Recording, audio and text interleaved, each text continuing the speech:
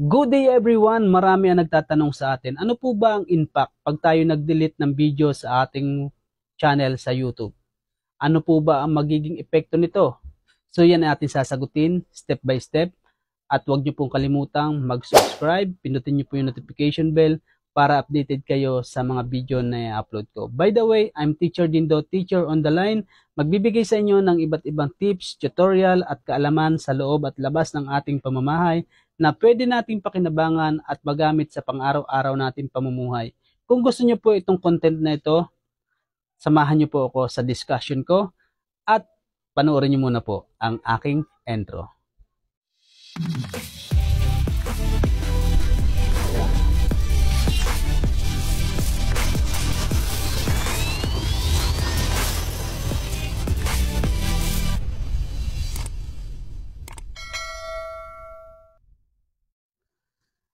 Okay, welcome back to my channel. Yan nga, tatalakayin natin ano po ba yung effect, ano po ba ang impact pag tayo nag-delete ng video dito sa ating YouTube channel.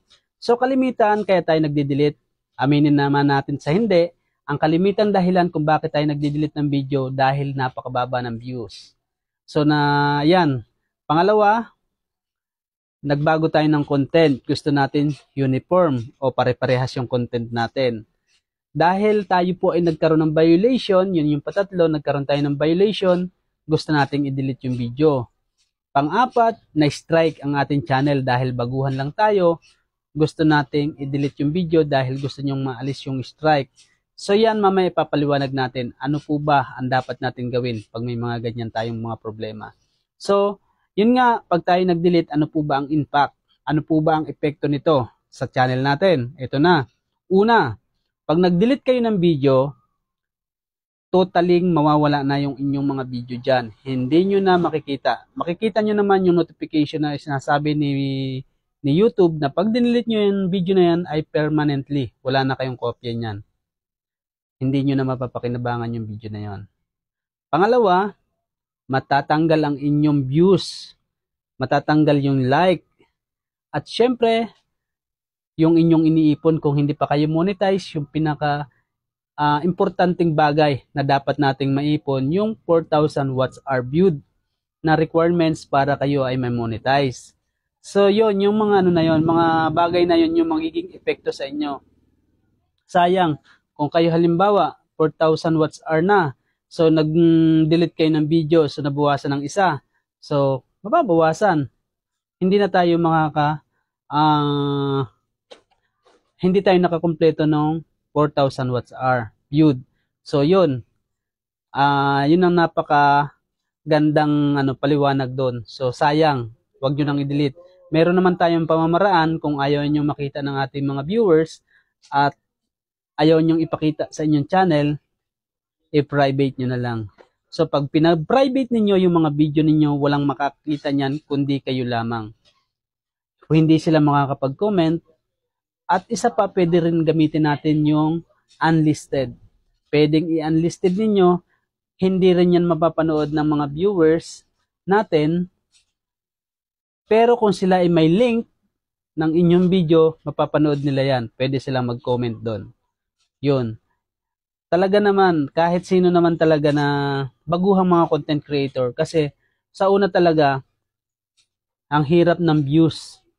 1, 2, 3, 4. So parang seasonal po yan. Hindi nyo alam kung kailan tataas yung views. Hindi nyo alam kung kailan i-recommend yung inyong mga video. So yun nga, tulad nito ihahalimbawa ko lamang, halimbawa ay tagmangga. So yung tagmangga, di ba seasonal? Yung video natin na tutorial regarding about sa mangga ay hindi yan mapapanood ngayon. Kung sa baga, hihintay natin yung season ng tagmangga. So pagdating ng tagmangga, maraming manonood niyan sa'yo. Ganito pala yung mga technique, mga pamamaraan para mas lalong dumami yung bunga ng mangga natin. Ganon yun. So sana may natutunan kayo sa content ko na ito, sa vlog kong ito. At marami pa tayong ituturo sa inyo. Kung kayo may mga katanungan, please comment down below at sasagutin natin yan step by step. So iba rin ang dahilan nila. Tutuloy natin yung ating paliwanag. Yung iba, ang dahilan ay nagkaroon sila ng violation. gusto nilang matanggal yung violation nila. Ginawa nila, dinilit yung video. No, no, no, guys. Huwag niyong i-delete. Kasi kahit i-delete nyo yung video ninyo, hindi po mawawala yung violation ninyo. May tamang proseso dyan at magagawa po ako ng tutorial niyan paano natin matatanggal yung mga violation po natin. So, may marami tayong mga tips dito na ibibigay sa inyo. Ito ay based po sa sarili kong experience bilang isang YouTubers at i-share ko din sa inyo kung ano yung mga natutunan ko. Natutunan ko sa iba ay willing din nating ibigay para sa inyo. So yun, huwag nyo pong i-delete. Pangalawa, ang iba nagdi-delete dahil sila ay nagkaroon ng strike. So yan guys, isa yan sa mga dahilan, lalo na sa mga bagong content creator na gumamit ng music. Guys, huwag kayong gagamit basta-basta ng mga music dito sa YT. Kasi meron niyang pagmamayari at walang pahintulot, pwede kayong magkaroon ng violation. Depende kung anong ipapataw na violation ang ibibigay sa inyo. Pag matindi talaga, strike. So, meron tayong 3 strike. Unang strike, okay pa yan. Patatlo, paapat, pwede mawala na yung channel ninyo. So, sa unang strike, huwag kayong magdi-delete ng video. So, ipapaliwanag nyo, gagawa kayo ng appeal.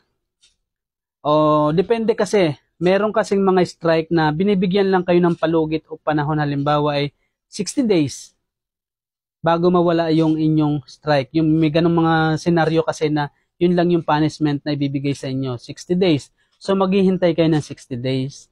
Huwag na kayo mag-apila kasi pag nag-apila kayo may posible pa na kung sabi nga ilalawak pa yung usapin, hintayin nyo na lang yung 60 days. Pero kung sa palagay nyo naman, wala kayo talagang nilabag na violation, siyempre karapatan natin magpaliwanag at sabihin kung ano yung totoo. So, pwede kayo mag-apila. So, ang wag nyo gagawin ay i-delete ang video dahil wala kayong magiging proof, wala kayong magiging patunay na yung video nyo ay talagang malinis at nagkamali lamang ang pagdedesisyon para sa inyo. So, yun. Ilan lang yan sa mga paliwanag ko. Marami pa tayong mga kwento, marami pa tayong mga ituturo sa inyo. Kaya samahan nyo po ako dito sa channel kong ito, Teacher Dindo, Teacher on the Line. So, yun na lang muna at maraming salamat sa inyong lahat, sa inyong pakikinig, sa inyong suporta. God bless us all.